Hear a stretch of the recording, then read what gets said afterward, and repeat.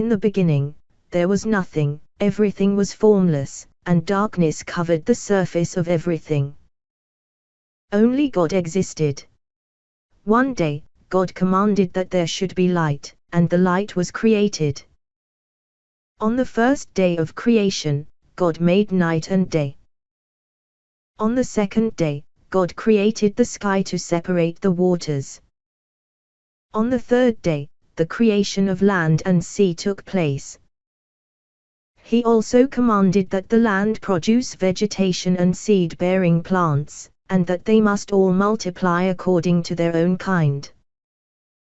On the fourth day, God created the sun, the moon and the stars, in order to serve as markers for the day, the night, the years, and the sacred times.